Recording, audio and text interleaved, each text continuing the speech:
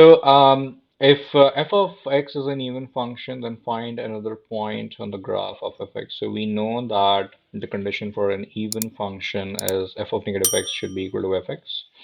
And it's already being given in the question that at minus 10, I'm sorry, at minus 9 we have 10. So all I have to do now is place x as 9 so that I have f of minus 9 is equal to f of 9. And it's already given in the question that f of negative 9 is 10. So this will be 10 and this will be just f of 9, which means that f of 9 is 10, which also means that 9 comma 10 is another point on the graph. That's one way to look at it. Another way in which we can answer without even lifting our pen and paper is we know that an even function is symmetric about y-axis. So if we do some mental math and try to visualize this point, negative 9, 10, it is in quadrant 2.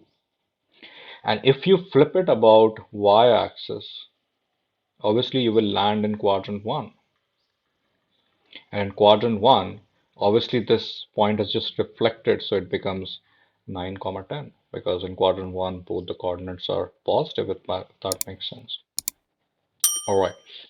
Next question is B. If fx is an odd function, fine, I think you can do this one now. Fx is an odd function. What is the meaning of being odd? Odd means it's symmetric about origin. Uh, it's symmetric about origin. And what is the meaning of being symmetric about origin? It means that you flip once about the x-axis or maybe y-axis, order doesn't matter, and then you flip about the x-axis. So the point negative 9 comma 10 becomes 9 comma 10 and then it becomes 9 comma negative 10. So this is our answer. Or if you are interested in algebraic method, we can definitely do that as well.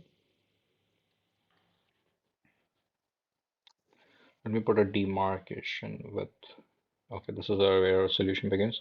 So like I said, for odd function, we should remember that f of minus x is minus of fx. So f of minus x is minus of fx would mean that uh, again we got to put x as 9. So it will become f of minus 9 is minus of f of 9. We know that f of 9 is 10. So 10 is minus of f of 9, which means that f of 9 is minus of 10, which means that 9 comma negative 10 is another point on the curve.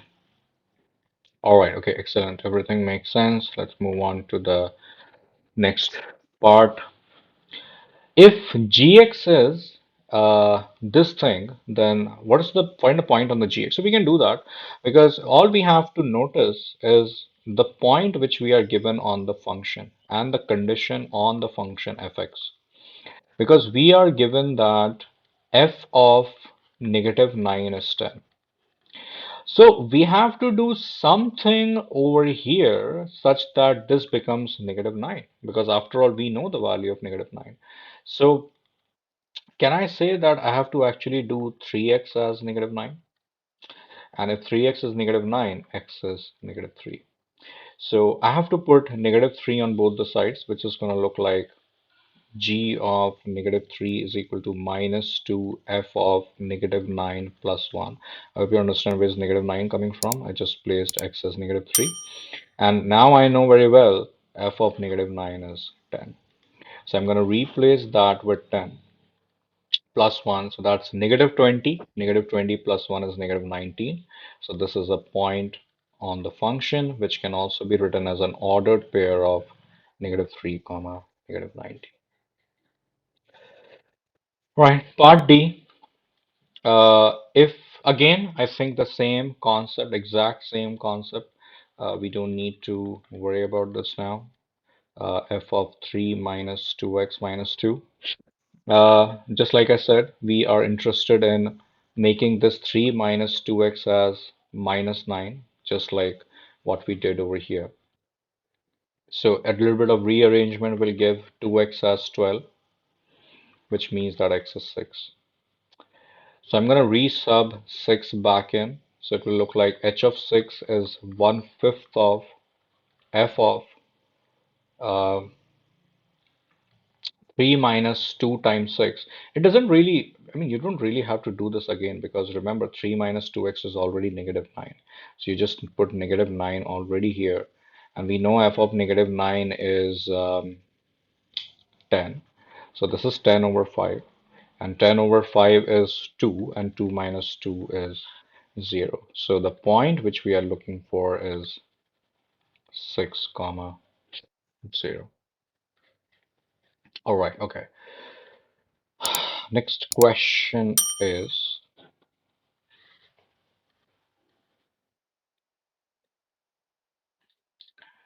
question number 2, where we have algebraically find the domain and range of each of the function.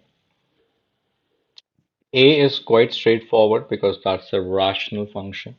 And rational function is when the denominator is not equal to 0. That is one of the, you know, the um, the condition. So we want to find that what are the points where we want to make sure that this should not be equal to 0. And I think this is easily factorized, this can be factored very easily. It is, I think the factors are negative 4 and 1. So this is x minus 4, x plus 1 should not be equal to 0, which means that x should not be equal to negative 4 and x should not be equal to negative 1. So there are two ways to write the domain of this question. One is, of course, in set builder form where you say x is an element of um, x is uh, x is between negative infinity to infinity, except for the fact that x is not equal to minus 1 and x is not equal to minus 4. Or you can write in interval notation by saying that x is an element of negative infinity to infinity except for the points of negative 1 and negative 4.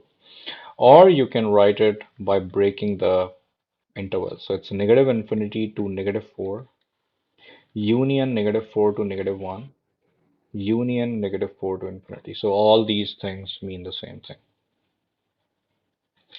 In B, this is an exponent, and remember, exponent does not restrict a domain. But what may restrict is the square root, the radical, because we very well know that the radical doesn't allow a negative number. So we have to make sure that negative 5x squared plus 4x plus 12 must be positive. It can be 0 as well, we won't really mind, but it cannot be negative. Let's multiply negative sign both the sides because we don't really like our leading coefficient to be negative. The sign will flip, so that's gonna flip less than equal to 0. And I think it can be factorized. What could be the factors? 12 times uh, 5 times negative 12 is negative 60. 6 and 10, I think. 6 and negative 10. These are the winners because 6 and minus 10 when added will give negative 4. So this will become 5x squared minus 10x plus 6x minus 12 should be less than equal to 0, which means that 5x x minus 2 minus, sorry, plus 6 x minus 2 should be less than equal to 0.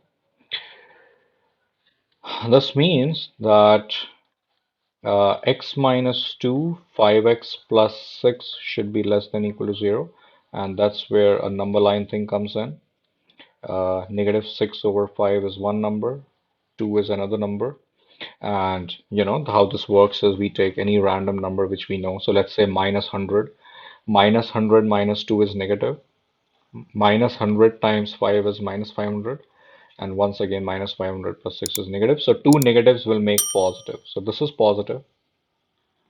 Likewise, greater than 2, maybe 100. So clearly 100 minus all these things is positive.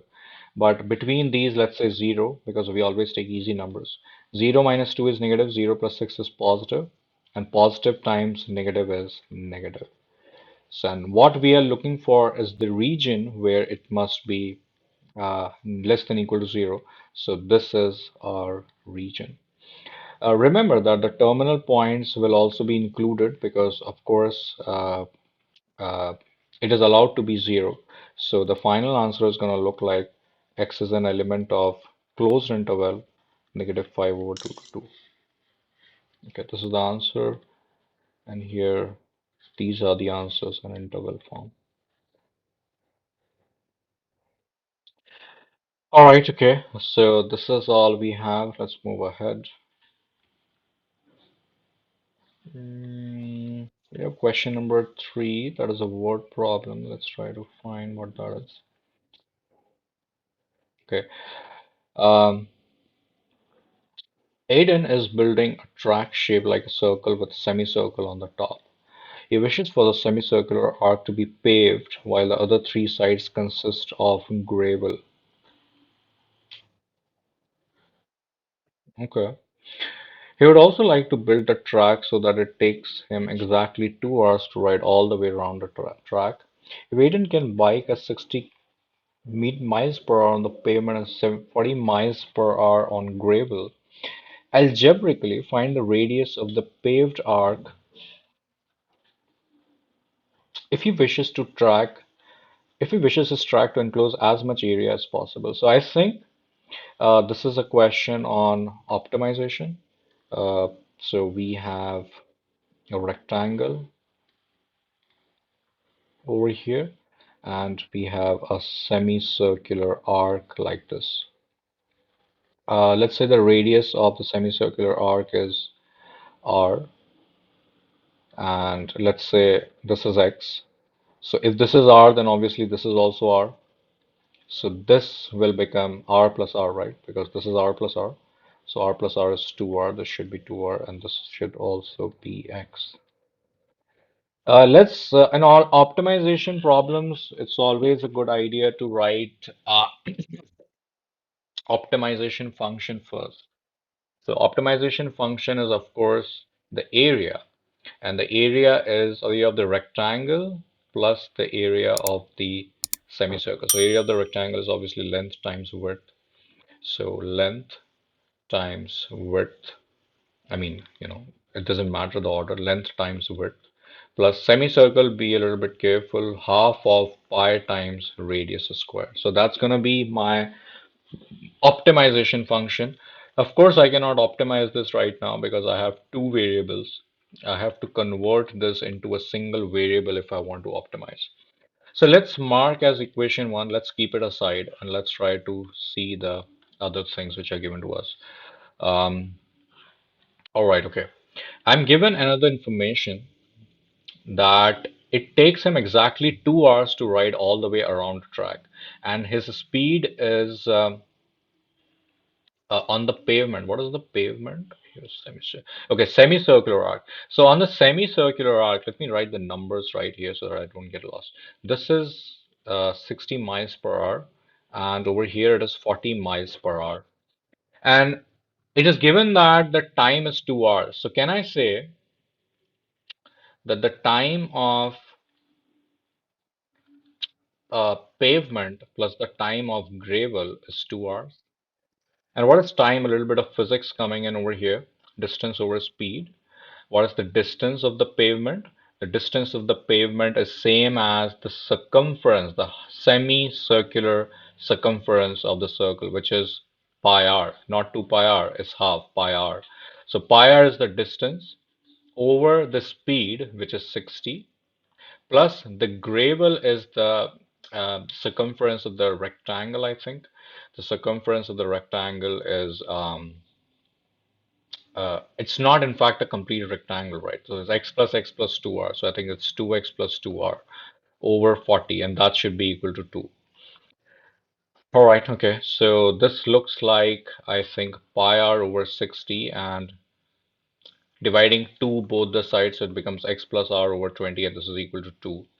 I'm going to take 60 as a common factor as an LCM. So this becomes pi r plus 3 times x plus r, that is equal to 2. That is equal to 2. I'm gonna multiply, cross multiply, and open the distribute these guys as well. So it looks like 120. And I have to isolate one of the variables. So I think I'm going to isolate x from here because it's easier to isolate x. And the other reason is ultimately we have to find the radius, so it's better to isolate x. So let me make some space. So 3x is 120 minus pi r minus 3r, which means that x is 120 minus pi r minus 3r over 3. And this is what we are going to sub it in our yellow equation marked as 1. So the area is going to look like um, 2 times r times x, where x is 120 minus pi r minus 3r over 3 plus pi r square over 2. Okay. And okay, so 2 over 3 remains outside, and I'm gonna distribute the r to make it look like this. Now remember that we need to optimize, and optimization is all about finding the critical points and the derivatives. So I'm gonna I'm gonna find the derivative of this now. So a prime will be equal to 2 over 3 remains outside, and I find the derivative of this guy, which is 120 minus 2 pi r minus 6r plus pi over 2 is a constant, and the derivative of r squared is 2r. So let's redecorate this a little bit if we can. So 2 over 3. Mm, okay, I think I'm going to distribute 2 over 3. So 2 over 3 times 120 minus 2 over 3 times 2 pi r minus 2 over 3 times 6r, and 2 and 2 is gone, and I'm left with pi r. So let's do a little bit of math over here, mental math. 3 times 4 is 12, 0. 40 times 2 is 80. 4 pi r over 3. 3 times 2 is 6, 2 times 2 is 4, plus pi r over here. And I think these two are like terms, so I'm going to club them up. So 80 minus 4r, I'm just writing these two guys first, plus pi r minus 4 pi r over 3. So this is going to look like 80 minus 4r plus 3 pi r minus 4 pi r is just minus pi r. So minus pi r over 3. Now what are we supposed to do with this a prime? We're going to equate this to 0. So a prime equal to 0 will give me a critical point, which is 80 minus 4r minus pi r over 3 is equal to 0, which means that 80 is equal to 4r plus pi r over 3. Remember, we need to isolate r, so 80 is equal to over 3. This will be 12r plus pi r.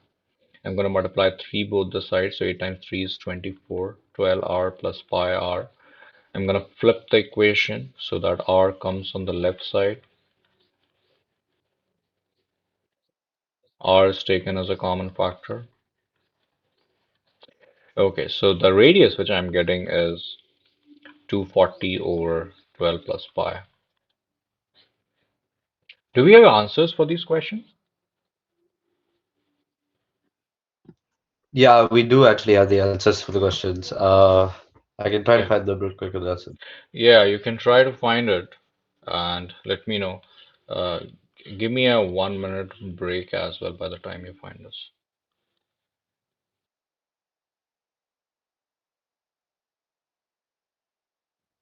Okay. So I think in this question there was just this correction which we already did. So this was 4 and this. Okay. The range is missed, so let's find out the range once again. Uh, I think to find the range,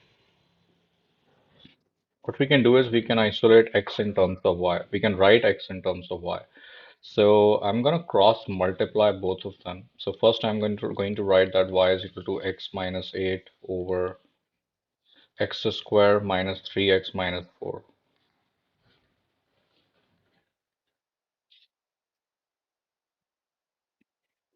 And I'm going to cross multiply this now. So x square y minus 3xy minus 4y is equal to x minus 8.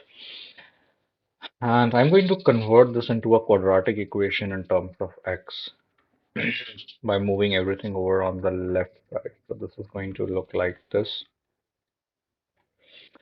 Uh, Obviously, there's a term of x square. There is y.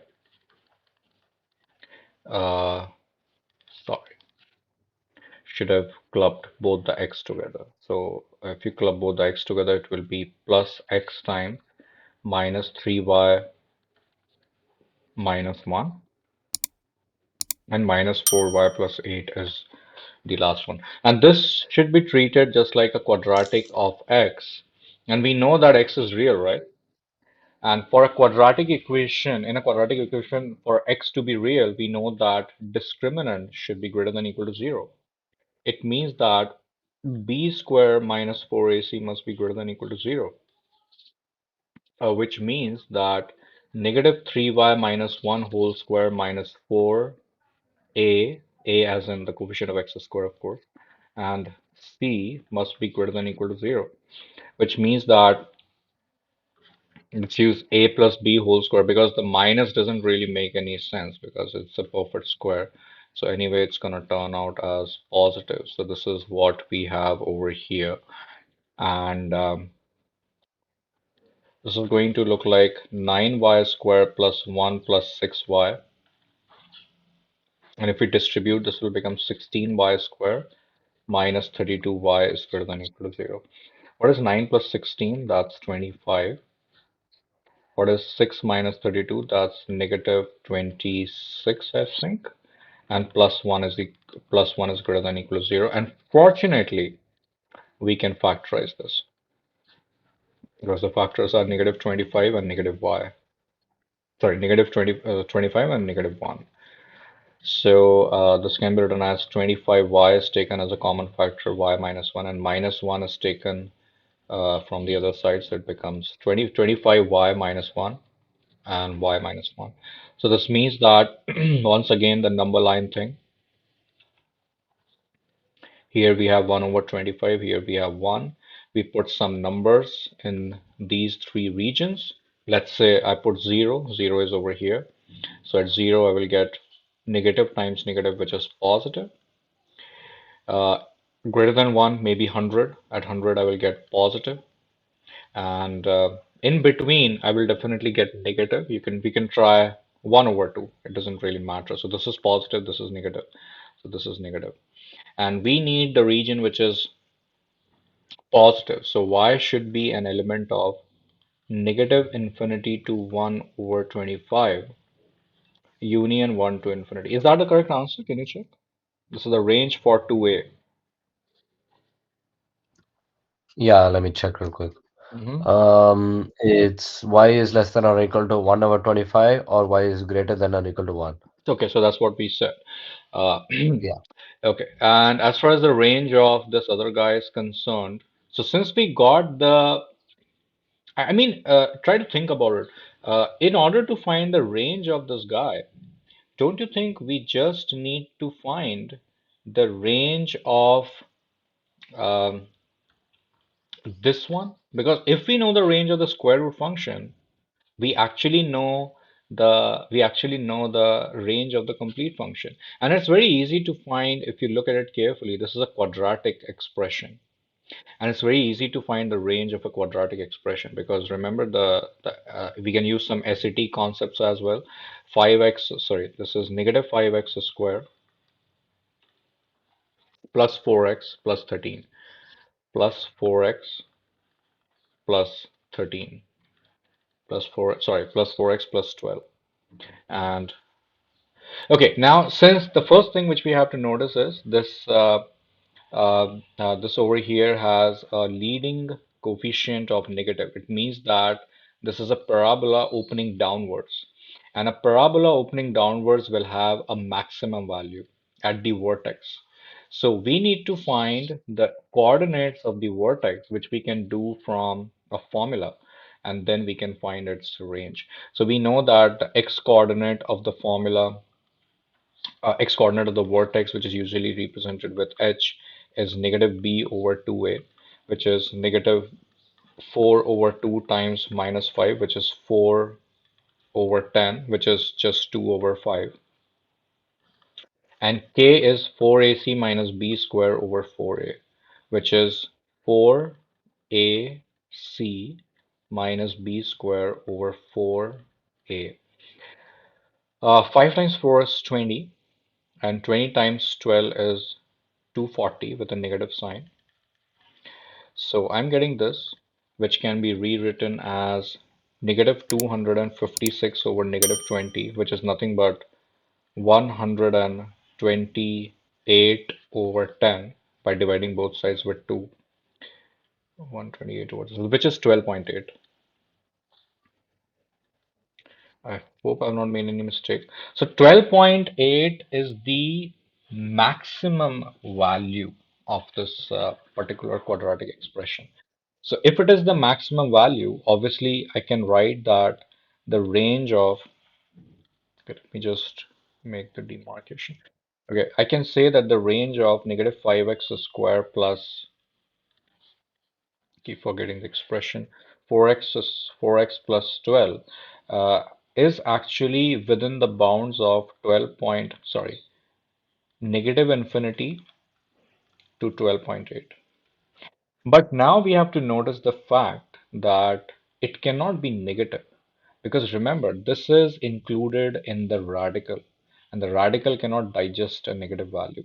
So we can say that since we are interested in finding the range of the square root of this function, square root of, okay, I think it's a good idea to write this as a fraction because it will help us to find the square root. Let's reduce both sides with 2 once again, so it will be 64 over 5. And now we say that root of negative 5x square plus 4x plus 12 must be greater than equal to 0, but less than equal to root of its maximum value, which is 64 over 8, 64 over 5. So this should be less than 8 over root 5 because that is the square root of this, and whatever that is, I'm not writing that again, is equal to 0. And remember that we need to add 1 to it and then raise it both sides with the power of e. So if we add 1 both the sides, it's going to look like 1 is less than equal to 1 plus root of minus 5x square plus 4x plus 12, and it should be less than equal to 8 over root 5 plus 1. And raising both sides with e, the answer will be e raised to 1, and e raised to 1 is nothing but e. So e is less than equal to e raised to 1 plus root of minus 5x square plus 4x plus 12.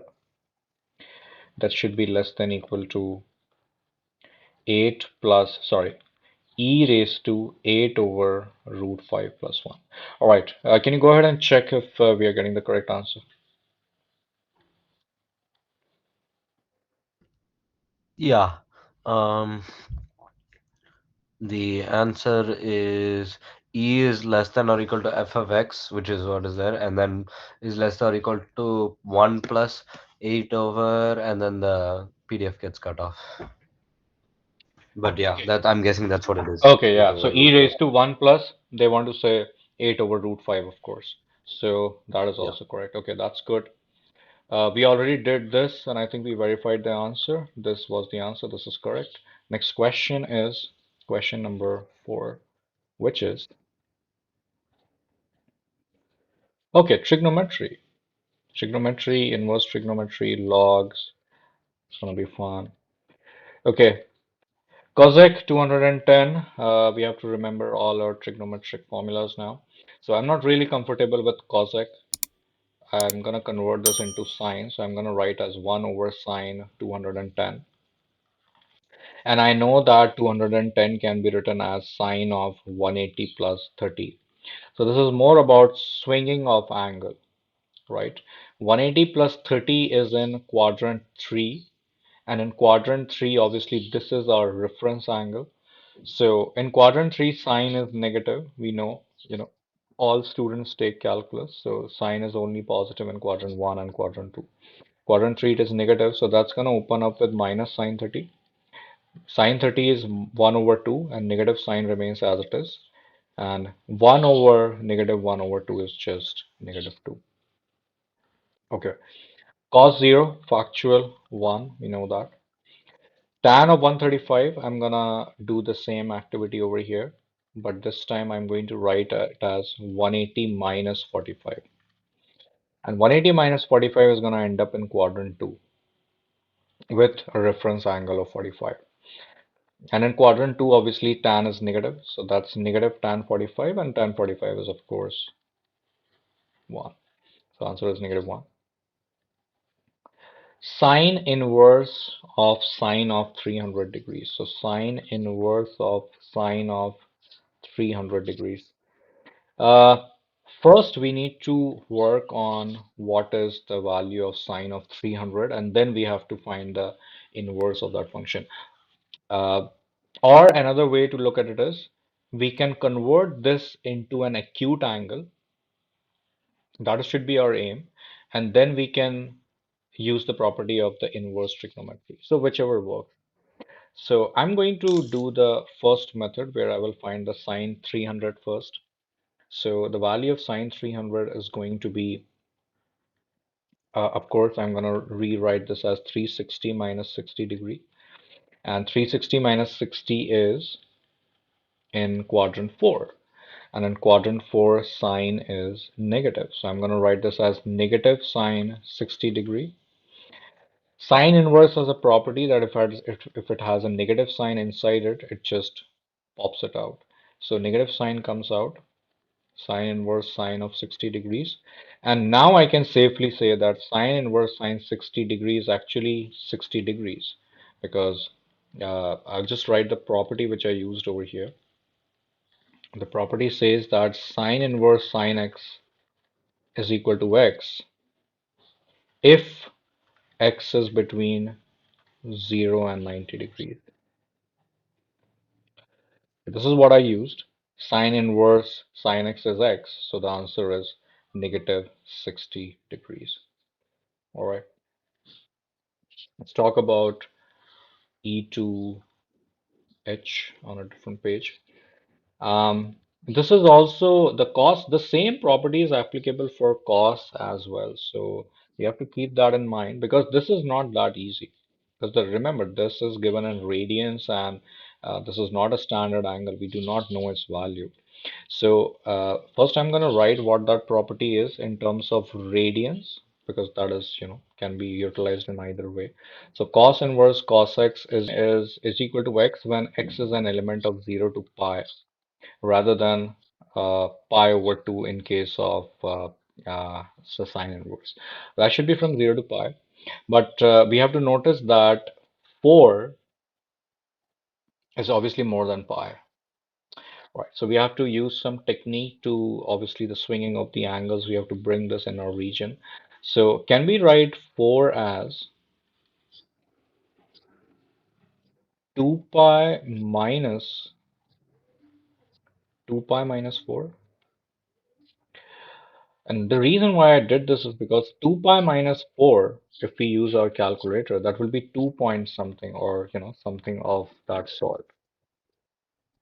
So if we use this 2 pi minus 2 pi over 4 and 2 pi minus 2 pi over 4 is in quadrant 4.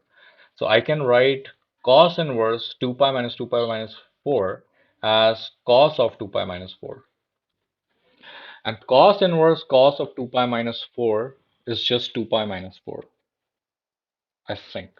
So 2 pi minus 4 is 2.28. That should be the answer. Can you check the answer for this one real quick? Part E.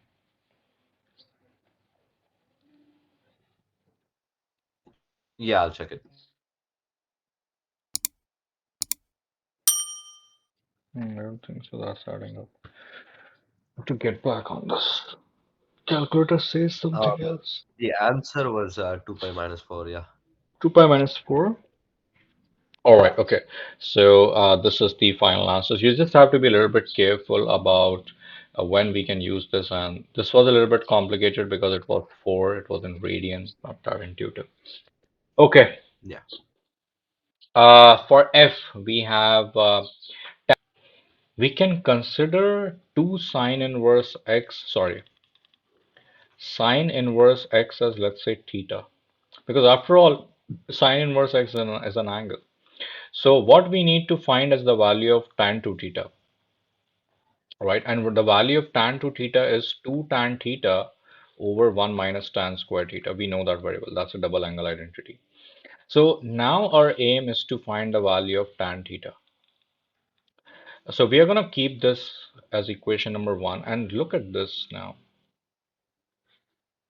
If theta is sine inverse x, then taking sine both the sides, can I say sine theta is equal to x?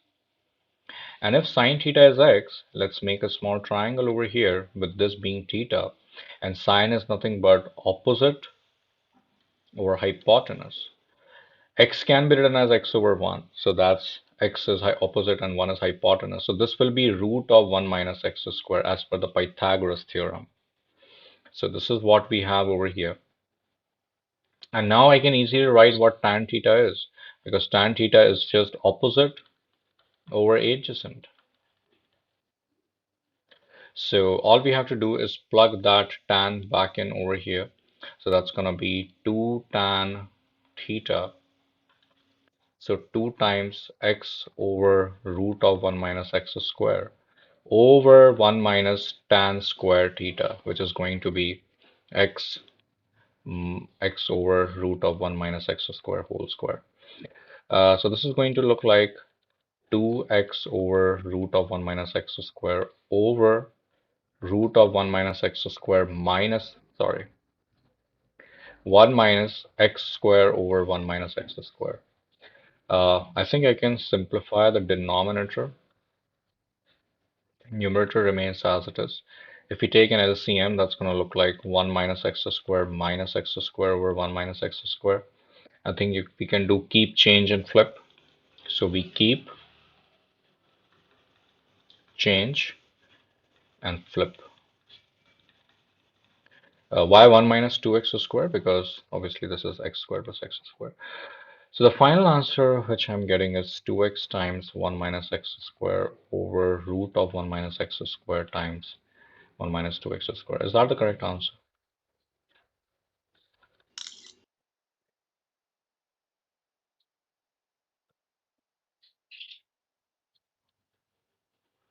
Hello? Yeah, I'm checking it right now. Mm-hmm. The answer for H is x power 5 over 4 over 3 to the power of 5 over 3. Are you sure? Yeah. Not H. We're talking about F. Oh, sorry, my bad. Okay. It's 2x times square root of 1 minus x squared Hmm. over 1 minus 2x squared. So that's correct. I've just not reduced the, because this Yeah, root of that's 1 right. minus x squared can be reduced. So the better way to rewrite this as is this as well, which is what is given in the answer key. So both are correct variants of this question. All right, so let's try G and H. I think they are pretty straightforward. Okay. We're going to use the properties of log in G. So we have log of A with base B. That's how I read it. And this can be written as log of A over log of B. Log of 27 remains as it is, and of course, 1 over 243 can be written as 243 raised to minus 1. The benefit is the minus 1 drops outside, and this just becomes negative of log of 243. And we just have to look for a common power now. So 27 can be written as 3 cube, and 243 is also, I think, a power of cube. 3, 9, 27, 81.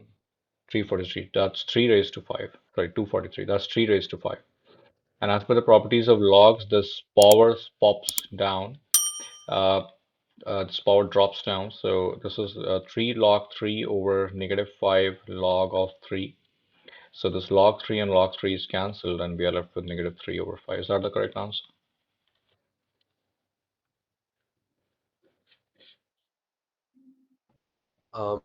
It is, yeah, the correct answer. Okay. And for h, it's an exponent along with some negative. So I'm going to first reduce that exponent as, not reduce, I'm going to rewrite. Okay.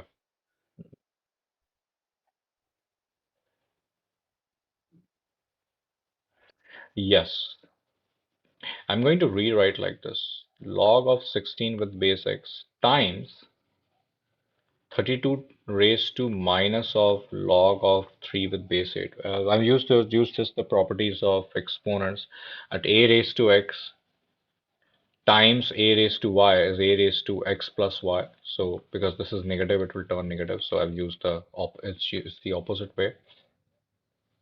And now there's a very good property of the logs that I'll just write that property. A raised to log of b with base c is actually equal to b raised to log of a with base c. So we can swap these two numbers. So that's what I'm going to do. I'm going to swap these two numbers. So this is going to look like x raised to log of 32 with base 16 and 3 raised to minus of log of 32 with base 8. Because these can now be easily simplified. Um, if I were to do it separately, I'm going to do this one separately now. Log of 32 with base 16 can be written as log of 32 over log of 16. 32 is nothing but 2, 4, 8, 16, 32. 2 raised to 5 and 16 is nothing but 2, 4, 8, 16. 2 raised to 4. This is going to look like 5 over 4. I mean 5 log 4, 5 log 2 over 4 log 2. Log 2 is gone, so I'm left with 5 over 4. So that's just for this one. Likewise, I'm going to simplify this one as well. Maybe I'll switch colors over here. I'll simplify this now. Okay. This is going to look like, again on the same grounds, it is minus of log of 32 with base 8. So that's minus of log of 32 over log of 8. 32 is going to look like 2, 4, 8, 16, 32, 5. And 8 is 2 cube. So minus of 5 log of 2 over 3 log of 2. Log of 2 and log of 2 is gone. I'm left with negative 5 over 3. Okay, so these are the intermediate answers. Let's plug these back in into the green equation and proceed further. So this is going to look like 3 raised to, I'm sorry, x raised to 5 over 4 times 3 raised to that thing, which is negative 5 over 3 over here. Further. So our answer should be x raised to 5 over 4 over 3 raised to 5 over 3. Can you check the answer for this one? The last part. Yeah, that's right. Okay, Yeah. that's a weird answer, but that's right. Okay, next question.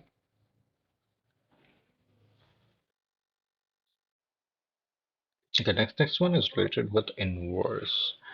So,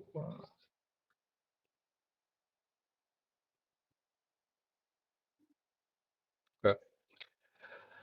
So we are given a function determine its inverse and whether the inverse exists.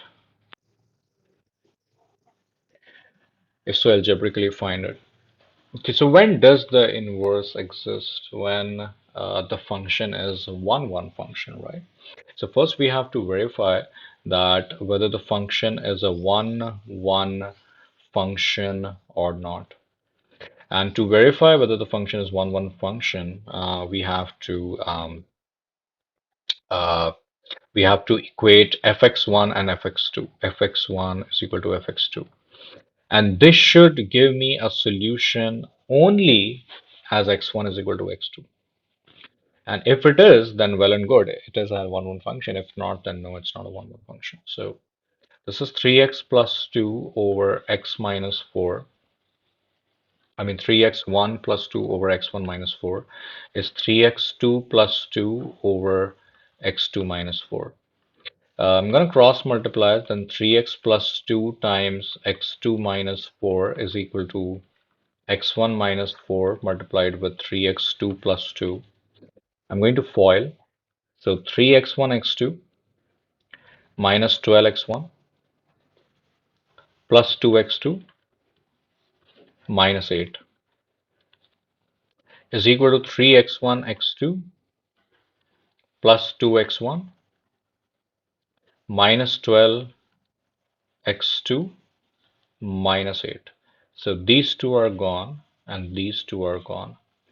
Uh, I'm going to move things here and there and put all the x1 together. So let's subtract 2x1 both the sides. So it becomes negative 4, negative 14x1. And let's subtract 2x2 both the sides. So it is negative 14x2. And obviously negative 14 is gone from both the sides. And I'm just left with x1 is equal to x2, which is what we need. So since x1 is equal to x2 is the only solution, it is a 1-1 function. And since this is a 1-1 function, the inverse definitely exists over here. And finding the inverse is, I think, way easier than finding whether it has an inverse or not. So I'm gonna separate my work, and yeah, to find the inverse, all we do is we replace x with y with x, and isolate y once again. So y with x and x with y. Xy minus 4x is equal to 3y plus 2. So xy minus 3y is equal to 4x plus 2. Y times x minus 3 is equal to 4x plus 2, which means that the inverse function is 4x plus 2 over x minus 3. Can you check the answer?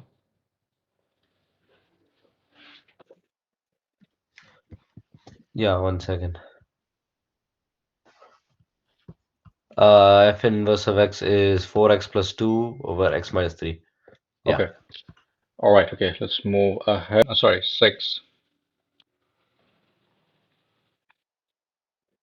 So question number 6 is based on nested functions. We are given f of x is equal to 3 minus root x. Uh, g of x is this. So we need to find f of g. And what's interesting is we have to sketch its graph as well. So let's find f of gx. fx is 3 minus root of x. 3 minus root of x over here. That is what is f of g. Sorry, f of x. And f of gx is going to be we replace x with gx. So when we replace x with gx, we will be left with root of minus x square minus 2x plus 8. This is going to be f of gx. Can you check if this is correct or not? I will move ahead. Yeah, 1 second. Um, it is correct. Okay. Now it's important that we first understand what is the domain of f of gx. So the domain of f of gx is same as whatever domain of f of gx is. And so the domain of f of gx are all those points which are in the domain of f of gx and in the domain of gx. But fortunately, gx is a polynomial, so I don't have to bother about it because it has all the values of x as its roots, sorry, as it's in its domain. So I'm gonna keep it. I'm gonna ignore just gx, and I'm just gonna find the domain of f of gx. So as far as the domain is concerned, we have the quadratic expression should be positive because that's a square root. It means that x squared plus 2x minus 8 should be negative. This can be easily factorized, in my opinion, something like this. And this means that x is an, of course, we can make a number line thing. We can make this as negative 4. We can keep this 2. Any number less than negative 4, we have already done this earlier. Negative 100, that's negative. Greater than 200, that's positive. Between, that's 0, so that's negative. And we are interested in negative values, so the value of x is between negative 4 and 2. This is the domain of the function. Domain of the function. As far as the range is concerned, I think it's very much evident that the maximum value will be when this value is 0, because obviously that's a square root, and minimum, and let's find the maximum value of this guy to find the range. We did this type earlier where we found the vertex. So the coordinate of the vertex is 4ac minus b square over 4a. Since it has a negative leading coefficient, this is concave down, going down, opening downwards, so it has a maxima. So which means that it is 4ac minus b square over 4a. This will be minus 32 minus 4 over minus 4, which is negative 36 over 4, which is 9. So its maximum value is 9. And obviously this minimum value will then become 0 because 3 minus root of 9 is 0. Anyway, it will make more sense when we start graphing it. So let's try to do that. All right, let's find the functional values. So as far as what we know is, if x is negative 4, that is the left end point. If x is negative 4, then that is the, one second. Yeah, if x is negative 4, then of course negative 4 is a root of this expression. So this guy just becomes 0. So the value of the function will be 3. If x is, okay, what's interesting over here is we have not found the value of h where the function is attaining the maximum value. So we have to do that as well. H is negative b over 2a. B is negative 2 and A is negative 1. So that's actually negative 2. So at x equal to negative 4, it is 3. At x equal to negative 2, the value of y will be 3 minus root of 9 because, at negative 2, the value is 9. Root 9 is 3, 3 minus 3 is 0. And at x equal to 2, once again, the value of y is 3 over here.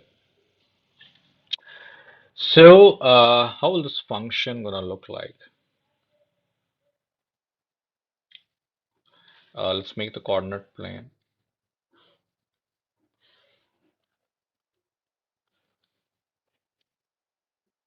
Okay. Uh, this is negative 4. Let me switch the colors over here. This is negative 4. This is negative 2. And this is 3. The functional value is 0 at these points. And at negative 2, it has a maxima of,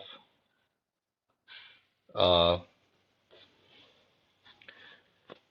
okay, no, so it's exactly opposite. At negative 2, we have 0. At negative 2, we have 0. And at negative 4 and and 2, okay, just one correction over here. This is not 3, this is 2. Because negative 4, negative 2, and 2 are the 3 points. At negative 4, we have 3, so 3 is somewhere over here. At 2 also we have 3, so it is somewhere over here. Let's mark this as 3. And at negative 2, we have 0, so 0 is over here. So the graph should look something of this sort,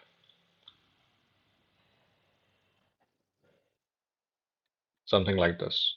I think, in my opinion. Let me quickly, can you check the answer? Or otherwise, I can check with Desmos as well. Either way. Can you check if they have given the graph? If it looks like this. Yeah, it looks exactly like that. Okay, very good. So this is our answer. It was a little bit tricky one, especially the graphing part. Next question is,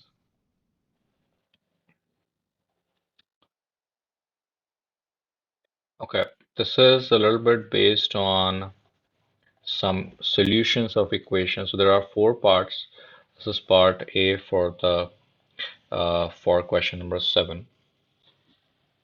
Um, for okay, solve for all the values away. This is interesting. too many things. And we have to solve, not verify. I'm just thinking where to start from.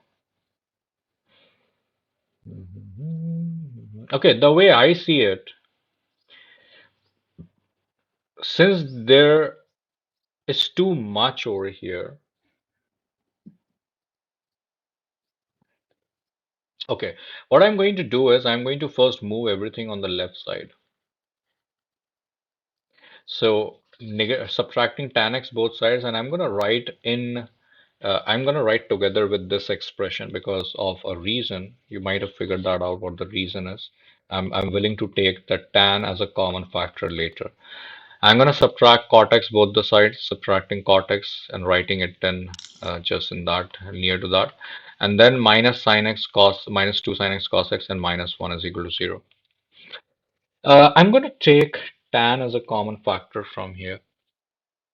In fact, okay, tan as a common factor, so I'm going to left with sine square x minus 1. I'm going to take cot as a common factor, I'm left with cos square x minus 1.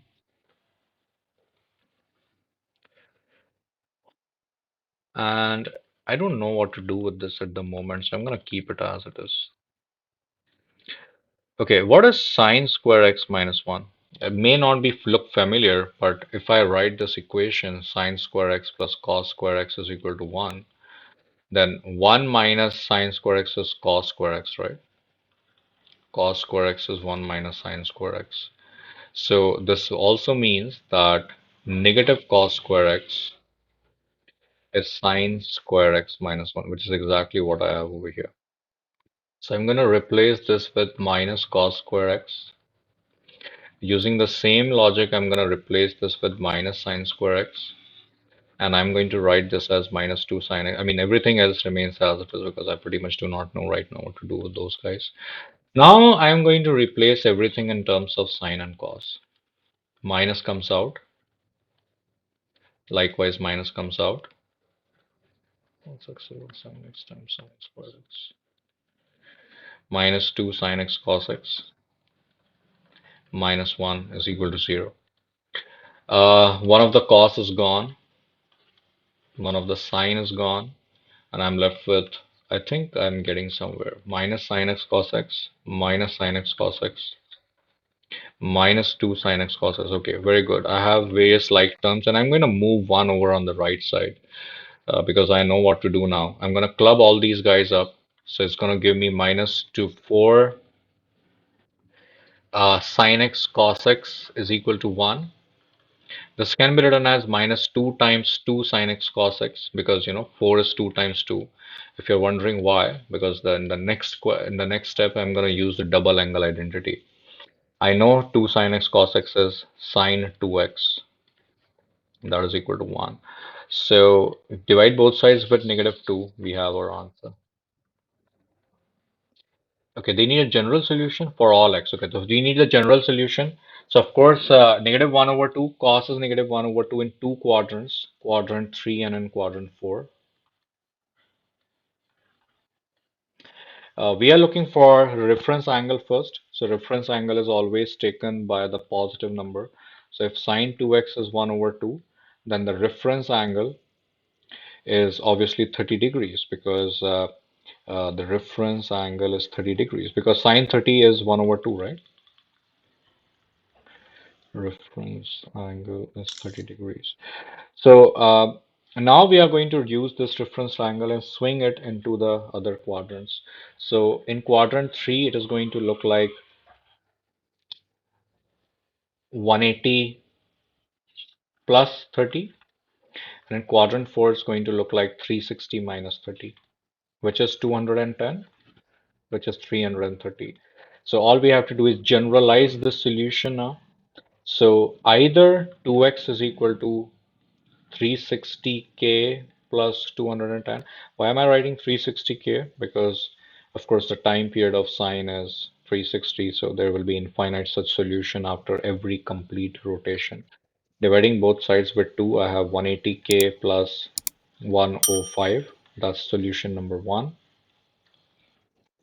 And the other one is of course the quadrant 4 solution. So 360k plus 330 degrees. So the value of x is 180k plus 165. Can you check the answer? Yeah, I can check it. 5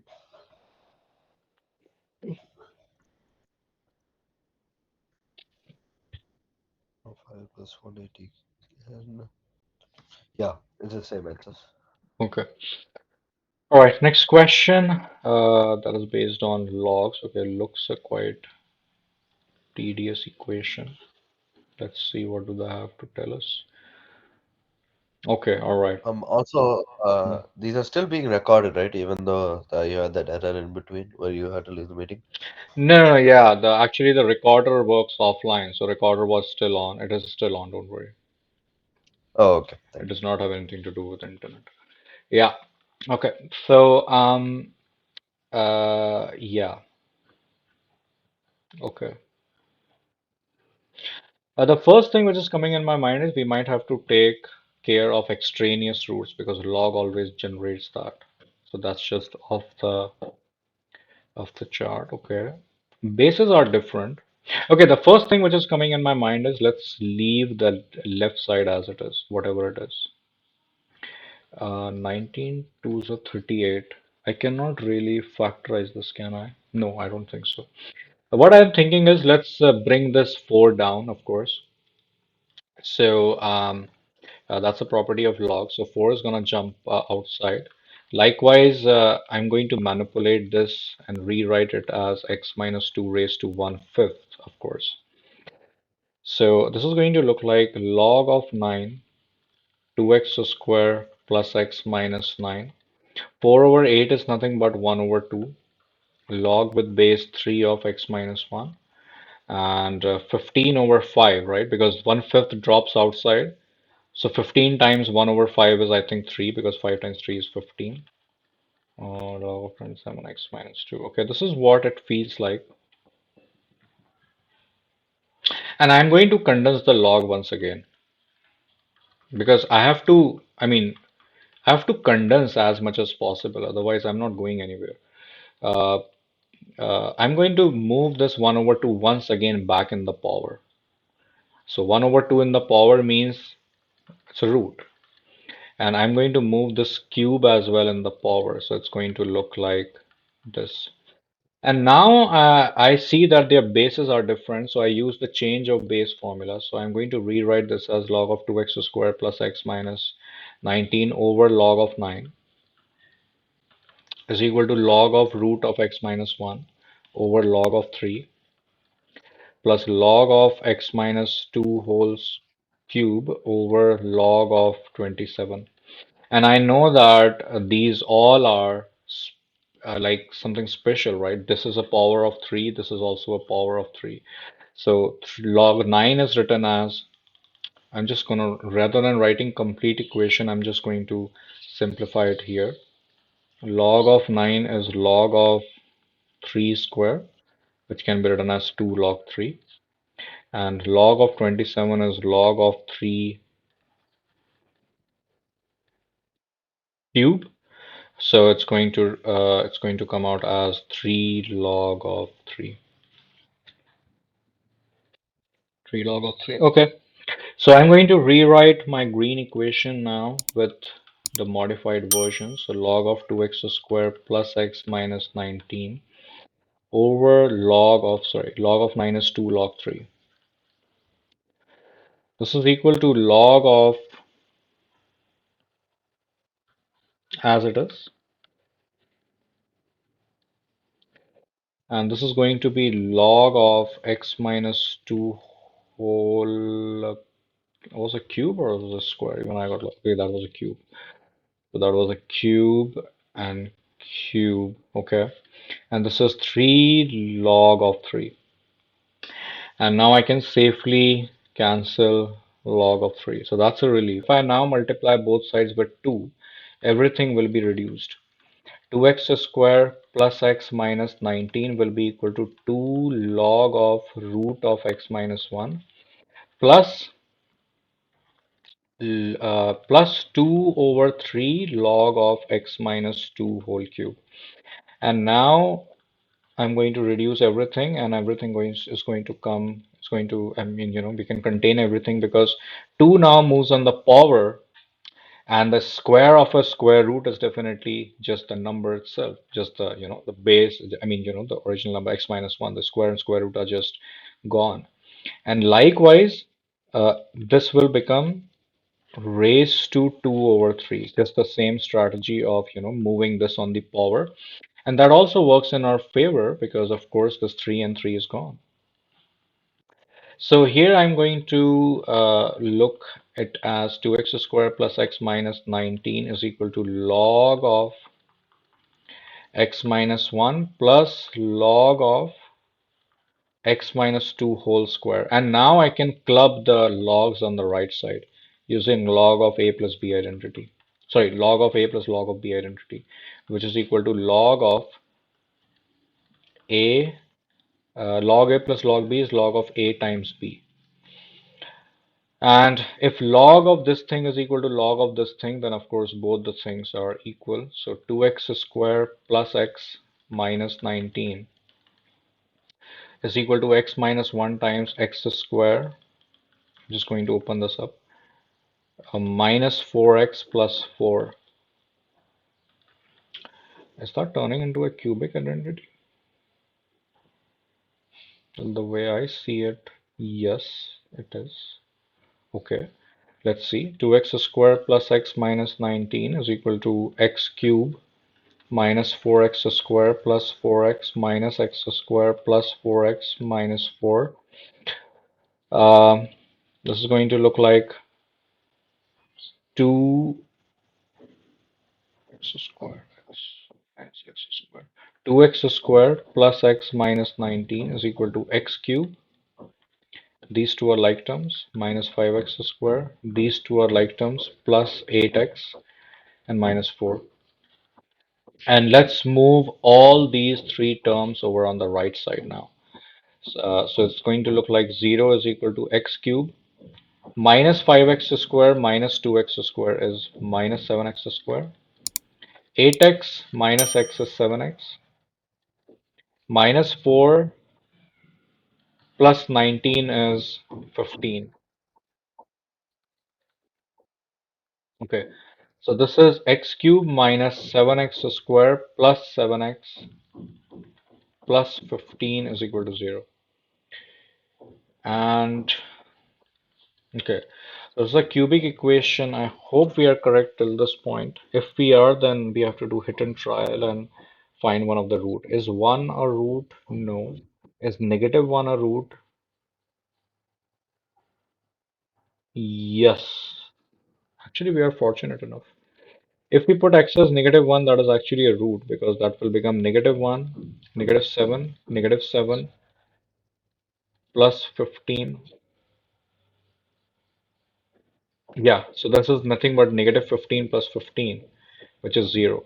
So x equal to negative 1 is a root, which means that I'm going to use a synthetic division now to find the other roots.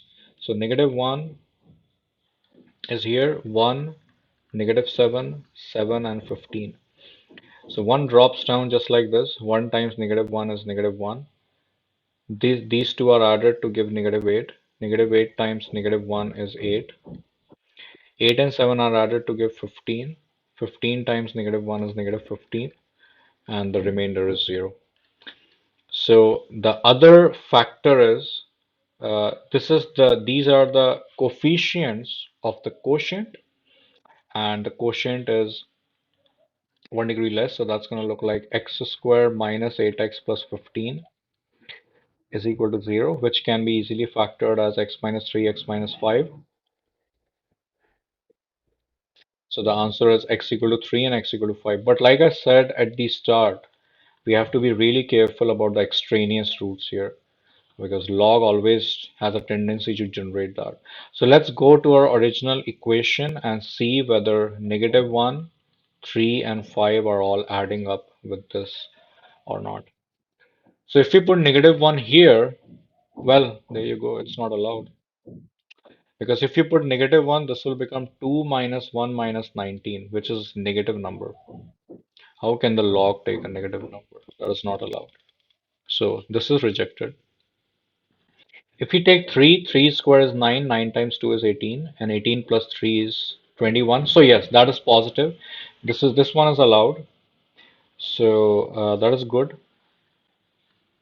And 3 comes here, 3 minus, it doesn't matter, right? Over here, this is a positive power, so we don't have to bother about this. And here, 3 minus 2 is positive, so this is also allowed. And if 3 is allowed, then definitely 5 will also be allowed because this will get positive. Answer should be 3 and 5. Is that the correct answer? Negative 1 is an extraneous Yeah, root. yeah, that's the correct answer. Okay, so this is rejected because this is an extraneous root, and these are the final answers. All right. Next question is exponent.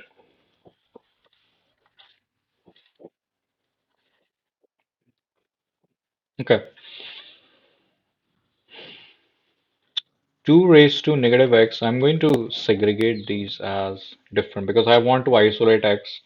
I cannot isolate x, but at least I can isolate 2 raised to negative x. And in this case, I can isolate 2 raised to x. I want it to be separate. Uh, 2 raised to negative 4, negative 2 is given, can be written as 1 over 2 square. And this is 3 times 2 raised to x, and this is 2 square over here. That is greater than or equal to 1. 2 square is 4, so that's 2 raised to negative x over 4, and 3 times 2 raised to x over 4 is greater than 1.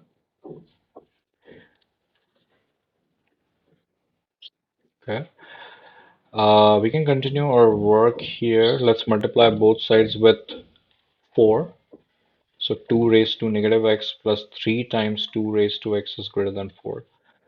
And 2 raised to negative x can be written as 1 over 2 raised to x plus 3 times 2 raised to x is greater than 4. Now, since 2 raised to x is like a common variable, why not to rewrite it as something else? Let's say y. It will be easy for us to solve.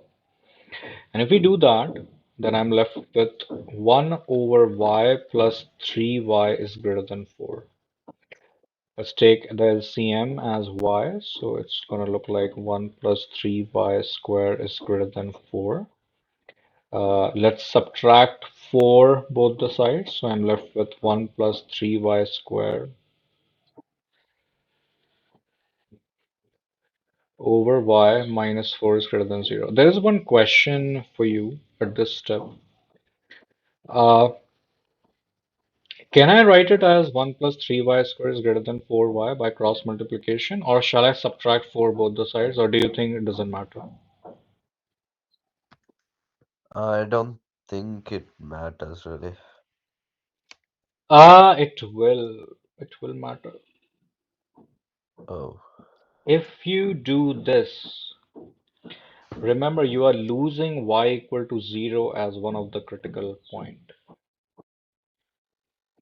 because you unintentionally took y over on the top, and then if your answer include y equal to 0, you're actually going to accept it. But ideally, y cannot be 0 because y is in the denominator.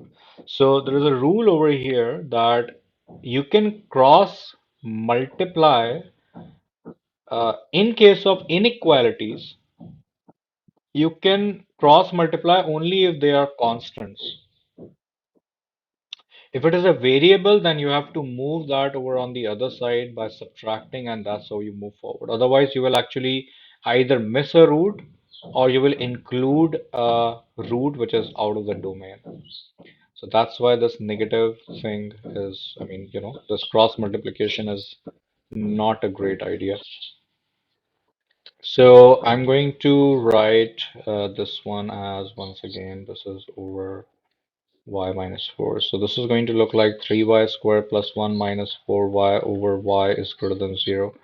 It's going to look like 3y squared minus 4y plus 1 over y is greater than 0. Then it is going to look like I can factorize, I think, 3y plus 1 and y minus 4. No, okay. Let's not do it in a single shot. 3y squared minus y minus 3y plus 1 over y is greater than 0. So this is y 3y minus 1 minus 1 3y minus 1. Okay, so that's 3y minus 1 and y minus 1. Yeah, which adds up over y is greater than or equal to 0. Now this equation itself gives us an idea that y can never be 0. So let's plot the the points over here and apply the same rule that anything greater than 1 you put 100, here you put any number, here you put any number which you like, here you put minus 100. So when you do that, it will turn out as plus minus, sorry, plus minus plus and minus. You're looking for greater than or equal to 0 region, so 1 and 2. So your answer should be y is between 0 and 1 over 3 and y is greater than 1. This is our answer. But remember that y is not our original variable. We need x.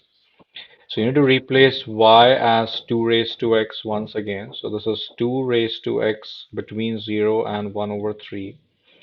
And if 2 raised to x is between 0 and 1 over 3, uh, 2 raised to x is always greater than 0. So I don't really need to solve this because it doesn't matter what x is, it's always greater than 0. But if 2 raised to x is less than 1 over 3, then I'm going to take log with base 2 both the sides. So this is going to look like log with base of 2 raised to x. Take log both the sides, so it's going to look like this.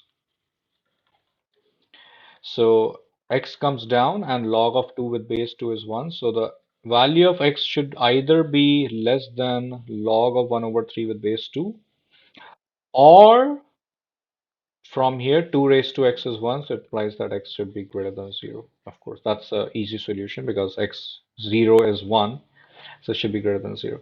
So we have two solution.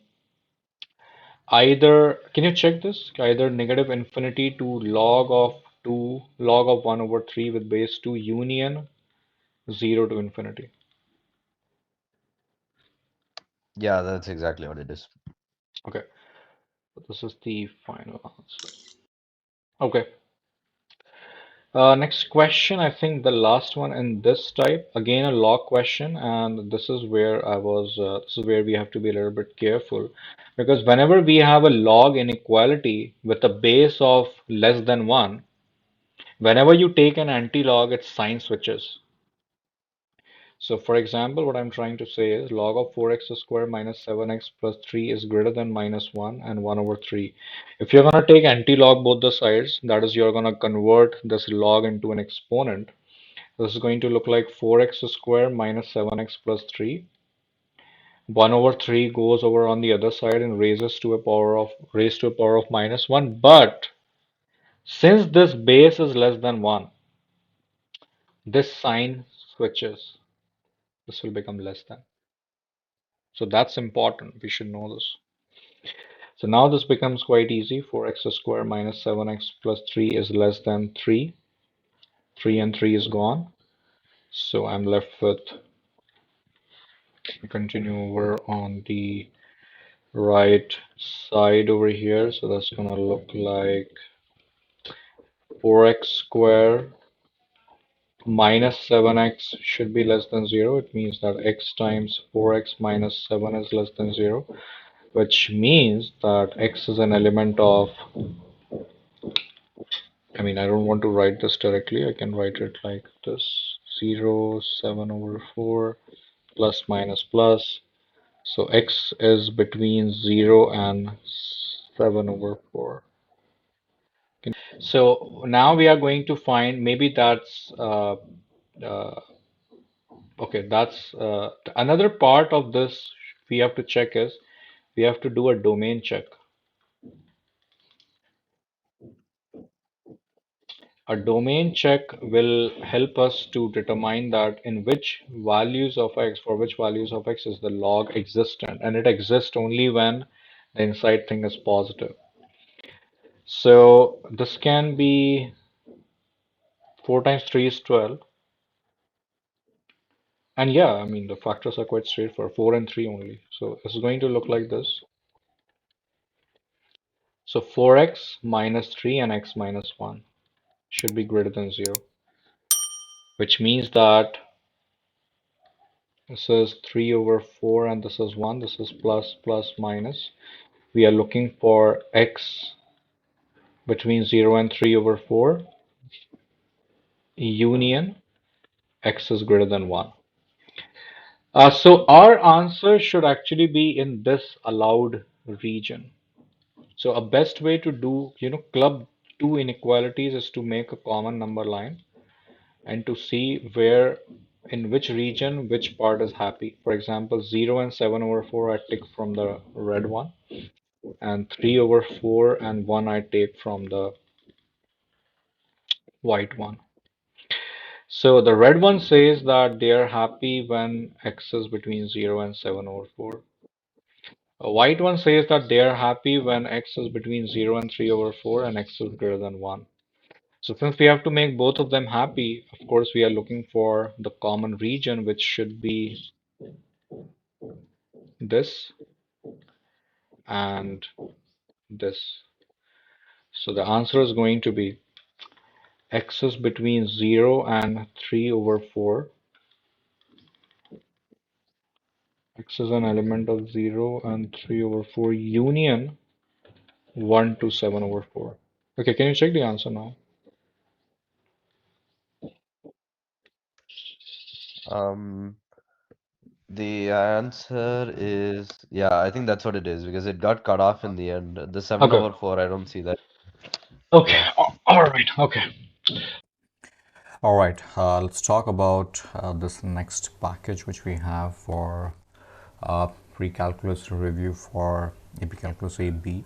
So I'm going to pull up the first question which we have. All right, so this one talks about, yeah, okay, so there is a point which the point 2 comma negative 4 lies on the graph of fx, and we have to find a point that lies on the graph of gx. Is relatively straightforward. I think we have done this question in our earlier package as well, which was relatively a little bit challenging, but over here it's as straightforward as let's first write the gx as half of f of negative x plus 3 minus 1. And what is the meaning of this 2 comma negative 4 lying on fx? It definitely means that f of 2 is equal to negative 4. So we have to do something. You have to put x as x to be such a value that it becomes equal to 2 over here, because we know the value of f of 2, right? So which means that negative x plus 3 must be set as 2, which means that negative x must be, subtracting 3 both the sides, we have negative 1, which means that x must be 1. Okay, so let's not box it up. X is 1, which means that if we put x as 1 over in the yellow equation, we are going to end up with g of 1 is equal to half of negative 1 plus 3 minus 1. So this will be half of, sorry, I skipped the f of negative 1 plus 3, so that will be f of 2 minus 1. And what is f of 2? It's negative 4, so that's negative 4 over 2 minus 1. And negative 4 over 2 is negative 2, and negative 2 minus 1 is negative 3. So g of 1 is 3, which implies that the number which lies on the function gx is 1 comma negative 3. And that's what they were asking, right? What is the ordered pair? So this is our final answer. We'll say that 1 comma, in fact, let me include this over here as well, 1 comma negative 3 lies on this function gx. Right, I hope that that makes sense. Let's talk about question number 2. Okay, that's relatively straightforward. We need to find the domain and range for this particular for these two equations. So the domain is definitely relatively easier than the range. So let's work on both the questions. For A, we have to find the domain. Of course, first is the domain. and that's a rational function, and we very well know that for a rational function the denominator is not allowed to be equal to 0. So I'm going to set the denominator to 0, which means that, sorry, denominator not equal to 0, that is the condition. This can be factorized very easily, so x times x minus 2 should not be equal to 0. So of course I got two values of x from here. Either x should not be equal to 0 and x should not be equal to 2. So domain include all the real numbers. Another way of writing this is x is an element of negative infinity to infinity except standalone values 0 and 2. So this is the domain. And as far as the range is concerned, so for the range we are gonna write x in terms of y. So first the equation is given as y is equal to 3 over x squared minus 2x plus 1. So we're gonna subtract I think 1 both the sides. So it's going to look like y minus 1 okay, is equal to 3 over x squared minus 2x. And we are going to cross multiply this now. So let me just continue over here.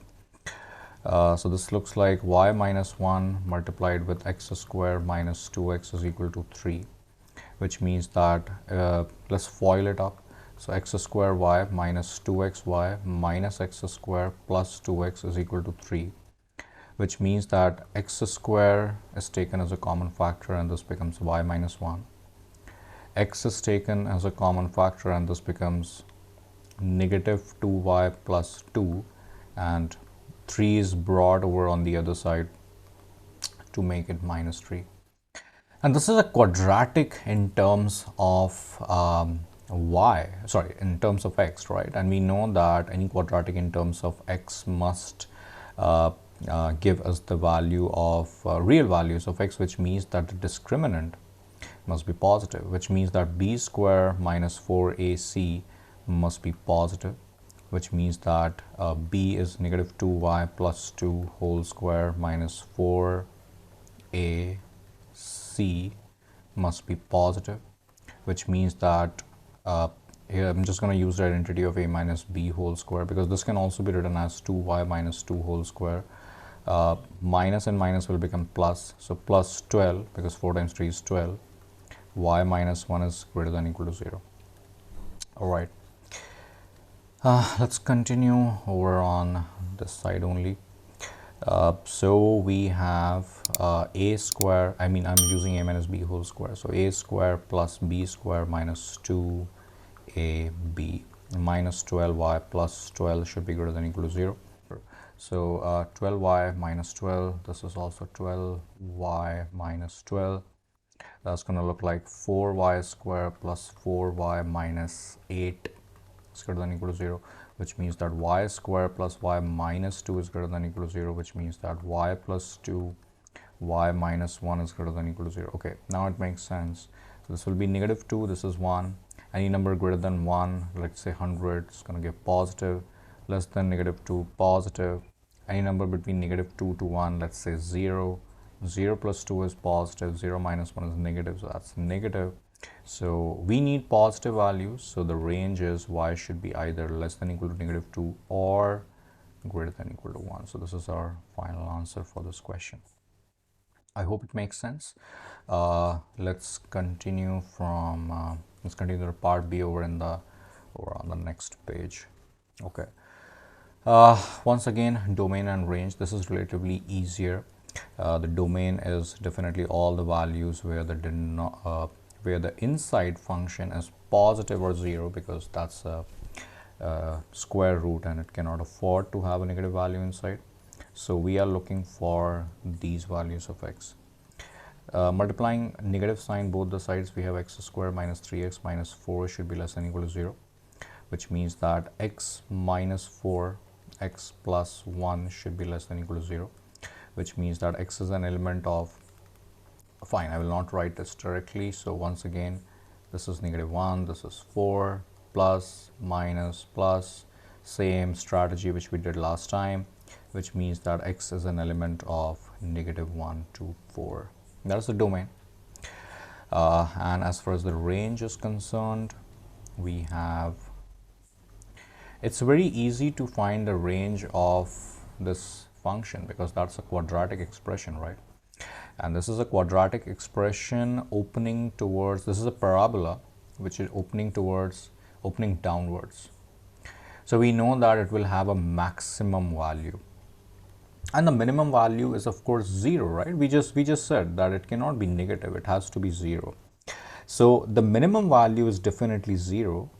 We just have to find the maximum value, and it will be maximum when negative x square plus 3x plus 4 is maximum, and this is maximum at the vertex. So for the coordinates of the vertex, something related with SAT as well, h is negative b over 2a, that is the x coordinate, b is 3, a is -1, so that's 3 over 2, and the value of k, which is what we are interested in, is 4ac minus b square over 4a. So that's going to be 4ac, sorry, 4ac minus b square over 4a. So that's gonna be, let me just try to make some space over here. 14 over 16, negative 16 minus 9 over minus 4, which means that it is 25 over 4. But remember that we got to take a square root of this guy, because this is the maximum value just for the function which is inside it. We have not yet taken the square root. So the range is going to be y is greater than equal to 0 but less than equal to root of 25 over 4, which can also be written as 5 over 2. So this is the required range. All right, excellent. Let's move ahead. Our next question is question number 3. This is related with trig, inverse trig, log, inverse and trig combination. So the first question is, well, it's not so easy. Cos of 2 cot inverse x. Okay. So in all such questions where we have a trigonometric function outside and an inverse trig inside, along with a a number, usually 2 or 3 over here, so best strategy is to assume the inside inverse function as an angle, because remember that inverse function always gives an angle. So let's say this is cot inverse x. So I'm going to say that I am interested now in finding the value of cos of 2 theta. And we very well know that cot 2 theta has a formula in terms of tan, in fact, which is 1 minus tan square theta over 1 plus tan square theta. Where I got this from? Double angle identities. I'm just going to write that, double angle identity.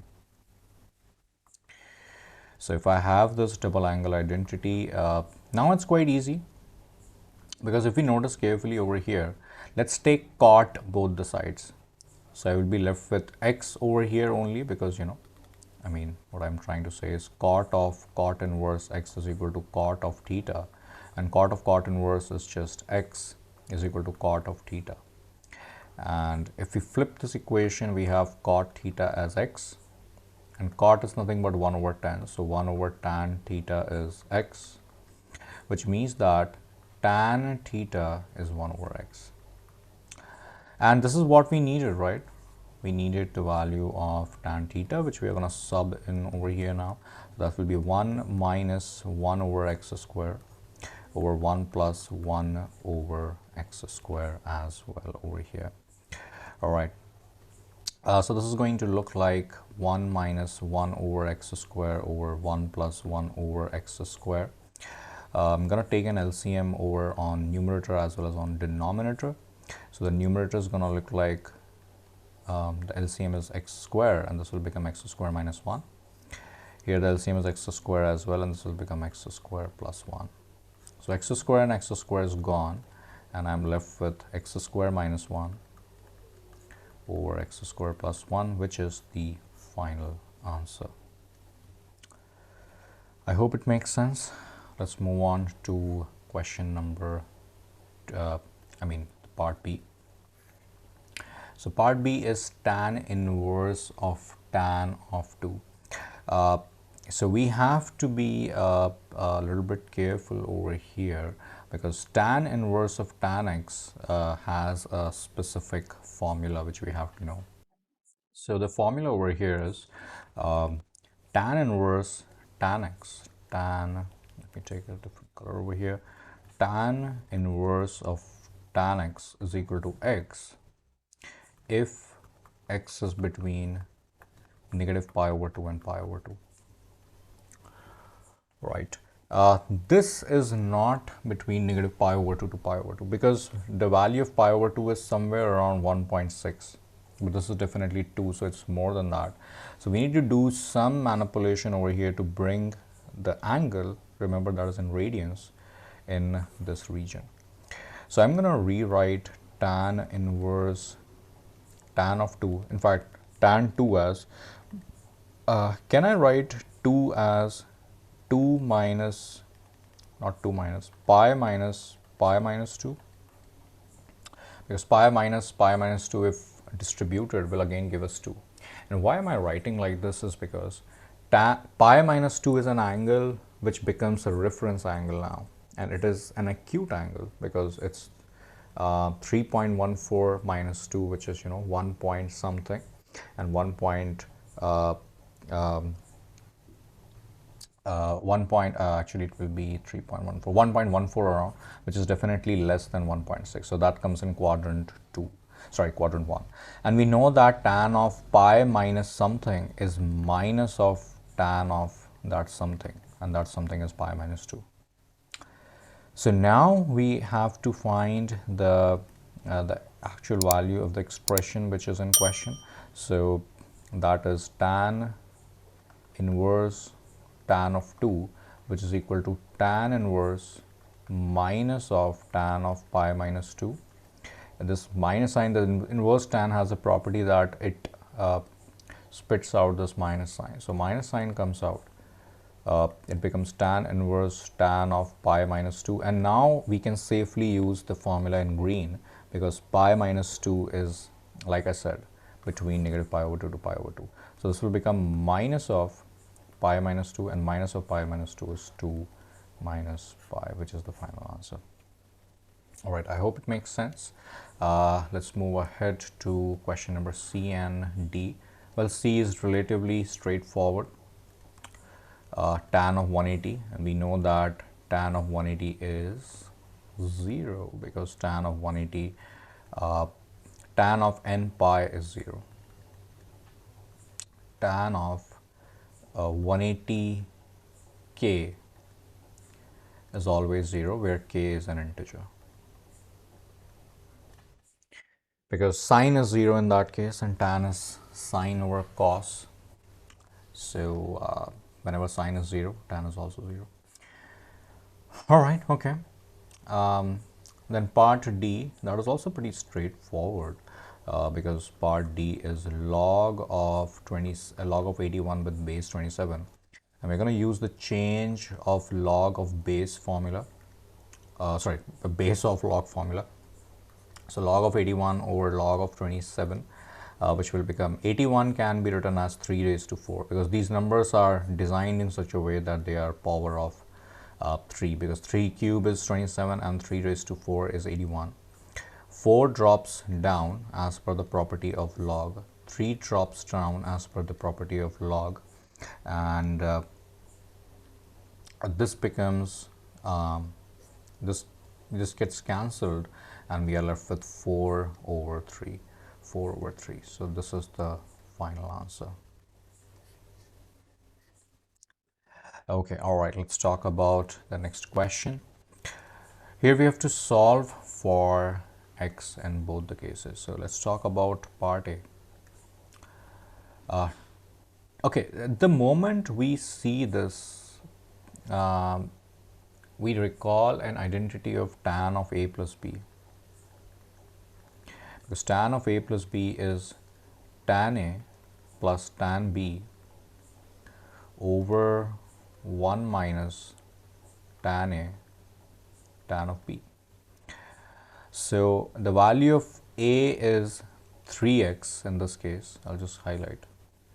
The value of b is 2x, and here also we have 3x and 2x. So that can actually be condensed as tan of 3x plus 2x, because it should be a plus b. And this should be equal to root of 3. And this becomes really easy, right? Because that will be tan of 5x is equal to tan of, root of 3. And what is root 3? We can, of course, use the property of tan now, because tan is root 3 means the reference angle is going to be 60 degrees. And since we have to keep in mind that since the tan is a periodic function with time period 180 degrees, so we are going to say that 5x is equal to 180k plus 60 degrees, where k is integer, and all we have to do is divide both sides with I believe of course 5. So we're going to do that. So it will become 5 times 3 is 15, 5 times 6 is 30, 36k plus 12 degrees. So this is the final answer, where k is of course an integer. All right, question number, part B. So part B says that we have 8 raised to x minus 3 times 4 raised to x minus 2 raised to x plus 1 plus 6 is 0. Okay, so I'm going to manipulate this. Okay, the moment we see the numbers like 8 and 4, they obviously have a relationship with 2, because 8 is the cube of 2 and 4 is the square of 2. And this will become 2 raised to x times 2 as per the properties of exponents. 2 raised to x times 2 raised to 1, if it helps you understand, plus 6 is equal to 0. So this becomes interesting. Can this be written like this? 2x cube, 2 raised to x cube, minus 3 times 2 raised to x square, minus 2 times 2 raised to x plus 6. Because I have not done anything, just swapped the positions. And now it's very straightforward that the only variable which we have is 2 raised to x, which we are going to assume as y for a simplicity. So this is going to look like y cube minus 3y square minus 2y plus 6 is equal to 0. There's a cubic equation, of course, but this can be easily factorized, because if we take as y square as a common factor, we are left with y minus 3. And here if we take negative 2 as a common factor, we are once again left with y minus 3. So we're going to be left with y minus 3 times y square minus 2 is equal to 0, which means that we got the values of y as 3 or y square as 2, which means that y is plus minus root of 2.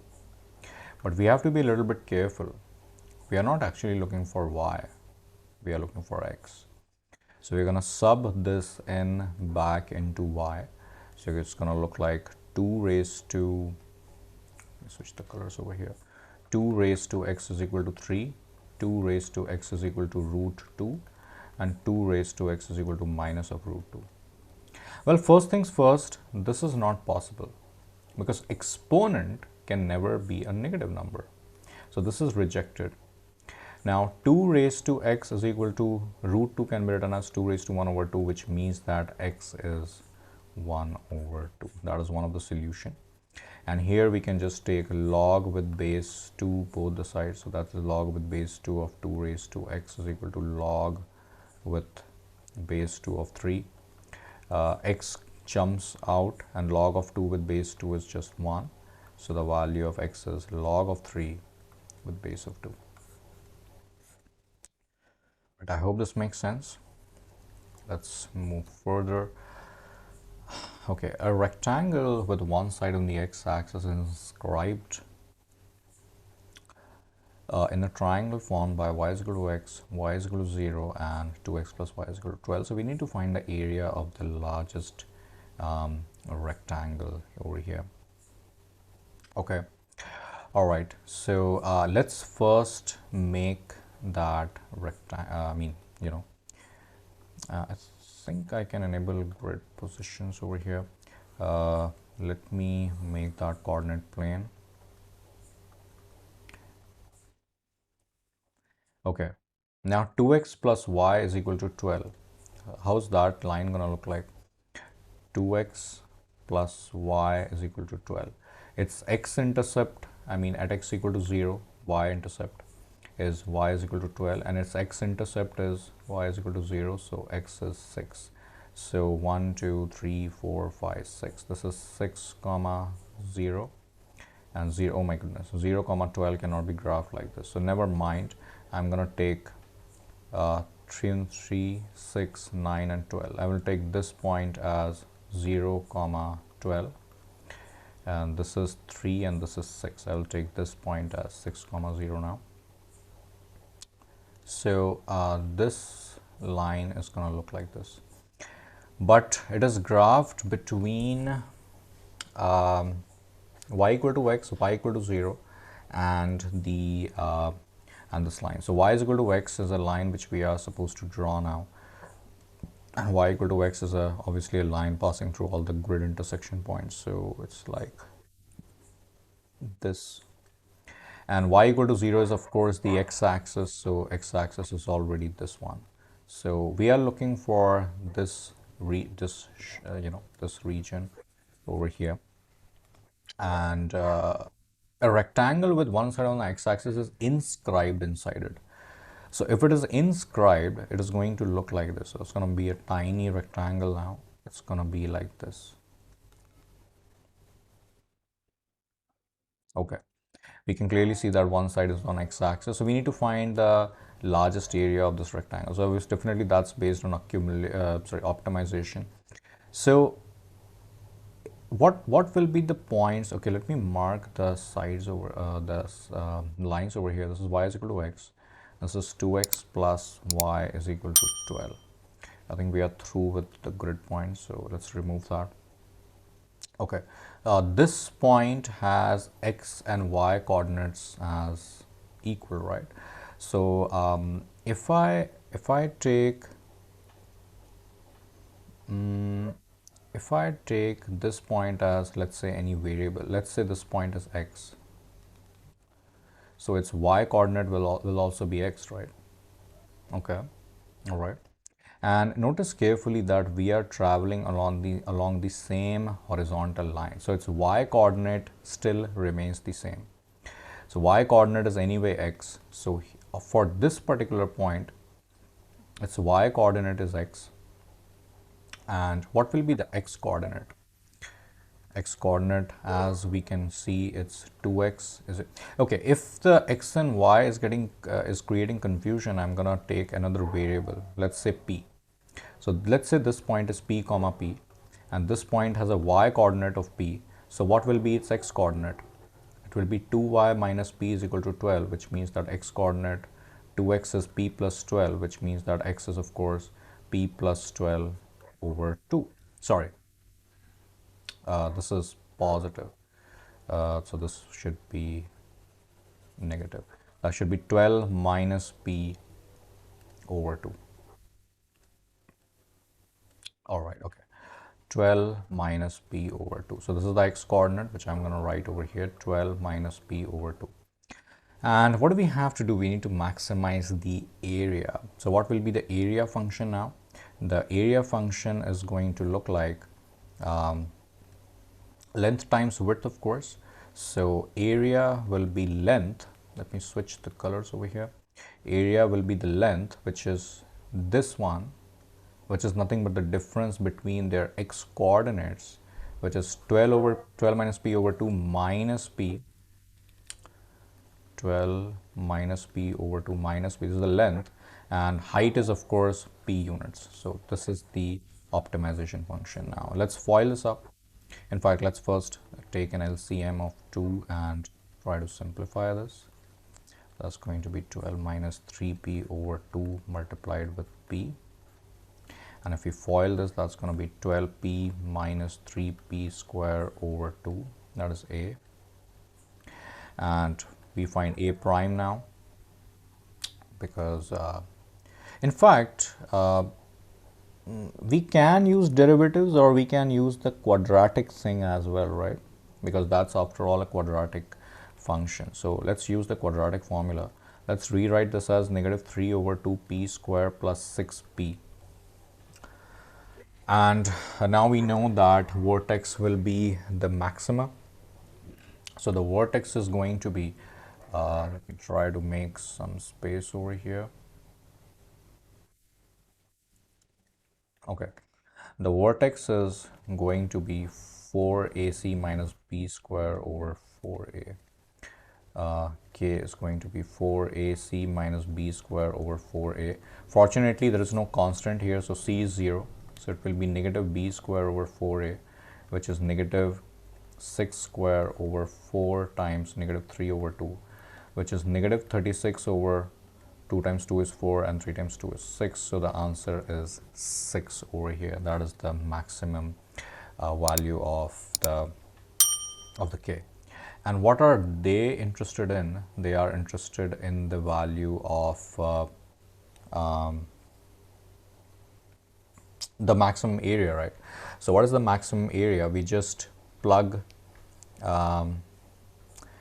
okay, so that is the answer, right? Because that is the maximum value of a, because maximum value of a is the y coordinate of the vertex, and this is the y coordinate of the vertex. So actually we don't have to do anything. This is our answer. 6 unit square is the largest area of the rectangle. I hope it makes sense. So this is the last question which we had in our package. Thank you.